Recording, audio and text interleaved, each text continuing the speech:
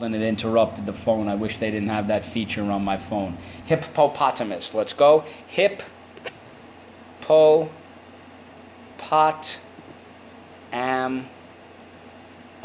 It's almost a quintuplet compound word. Unfortunately, the word po is not really a word.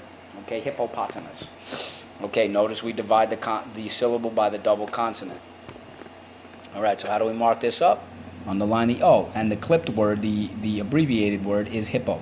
Hippopotamus. Okay, the O can say O at the end of a syllable. You got it. That is rule 4. Okay? Excellent job so far. Now let's skip down to number 7, and it is the word hibernate. What's the word? Yes.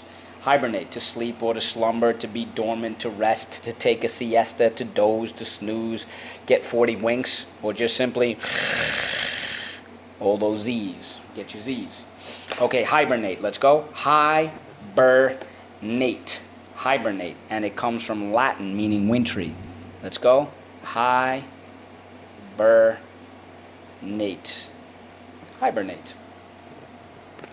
All right, we have 4 things to mark up, so let's go. Underline the I, the the A, and the silent E twice. Draw an arrow back. You know the rest. Okay, the I can say I at the end of a syllable. That is rule 4. Now, when you hibernate, that's called hibernation. Okay, no, that is not a nation whose name is Hiber. Okay, it means it's a state of being. In other words, a state of being asleep, state of the wintry. Okay, hibernation. Let's go. Hibernation. Hibernation. Whoops, sorry. Hibernation. Hibernation. All right, so how do we mark this up? Underline the I, the the A, and the sh. Good, the I and the A can say their names. We know that that's rule 4. Put that up there. And of course, notice it ends with a silent E. We drop the silent E. It is rule 13. Okay? And what do we do with these 2 words? Yes, give it a brace. And then remember, there are only a few true hibernators. All right? So now, let's go to number 9. It is the word slave. What's the word? Okay, a slave is unfortunately a conquered human being who has no rights. All right? It's by force, where they coerce you, which means force, to toil and grind and work in misery. Okay, they work your fingers to the bone. Nobody chooses to be a slave. A slave always has to be conquered. All right? But a slave will always put up a fight when someone tries to capture them. That's quite noble. All right? Slave. Let's go. V. No, V silent E. Let's go. S, U, A, V, silent E.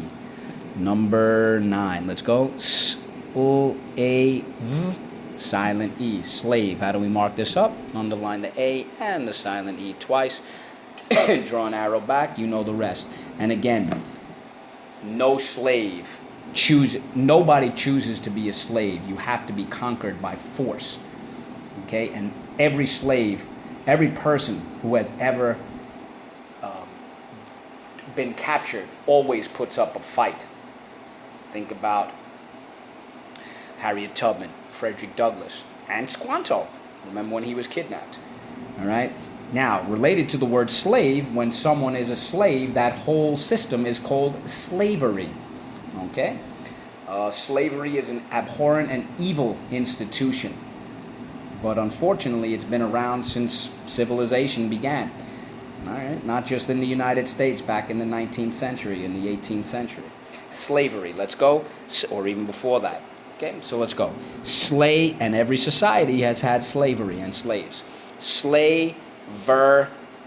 Slavery. So let's go. Slavery. Slavery. All right, so how do we mark this up? Underline the A, the The A can say A at the end of a syllable. That is rule 4. And of course, notice We don't say slavery. We drop the silent E. Okay, so that is also rule 13. Slavery. Okay, slavery is an evil institution. And unfortunately, it still exists in a few parts of the world. A few countries still actually have slaves. It's disgraceful. All right, so what do we do with these two words? Brace. Okay.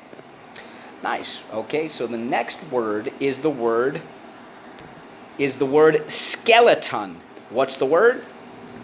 Yeah, you got it. Skeleton. All right, we often think of a skeleton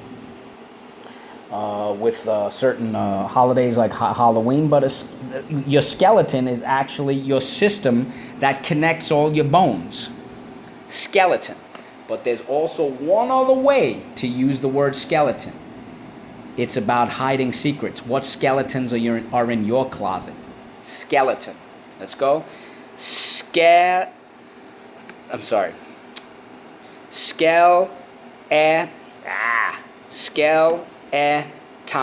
Skeleton. Let's go. This marker.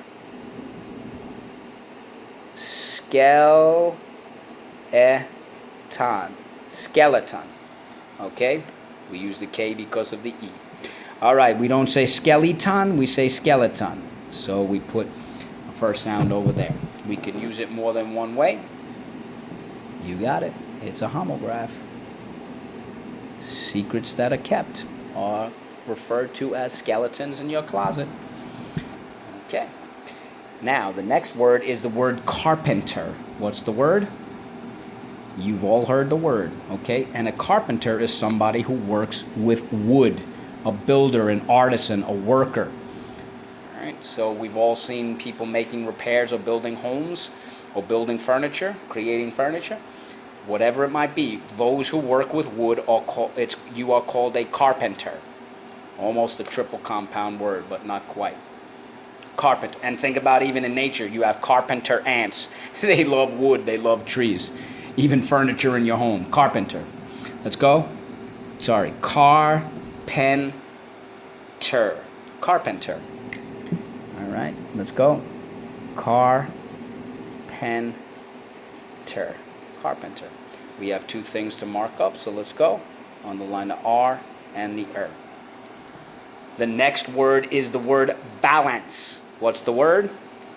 Yes. Balance. Okay, so think about a balance scale. Both sides are equal when you weigh it. That's one way to use it. When there's a balance, a lot of times you'll see on the TV when people are debating an issue, they'll have one side say one thing, and then the other side will make their case. That's being kind of equal and fair. Okay, let's have a balanced debate. Let's hear this side. Let's hear this side. Okay. But the main way that we use it is in terms of being stable or steady, all right? A cat has great balance. When you're walking, you sometimes lose your balance and you fall down, right? So also one other way to use the word balance, and it's 4 ways, I'm sorry, I forgot to put this in, is when you check your bank account. What's your balance? How much is left over? How much money do I have left over? Same thing with your credit cards. Okay, balance. Let's go. Balance. We use k. Let's go. Balance. Balance. And I know your parents check their balance all the time. Make sure they got money in the bank. Okay, or on their credit card, which is a good thing. Always keep track of your money. All right, so how do we mark this up? Underline the C and the silent E twice. Job number 3, but you got it. Rule 2, soft C. When followed by Y, I, or E, we can use it more than one way. It is a homograph. 4 ways. It's a tough one, I told you. And the last word, I love this word, is the word banquet. What's the word? Yes, banquet. It's a lavish meal, a feast, a spread, a buffet, a smorgasbord. Okay, it's a very, very lavish meal.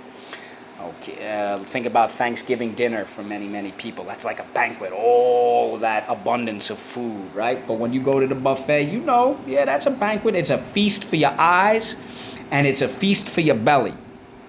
Okay, Banquet. Let's go. Banquet.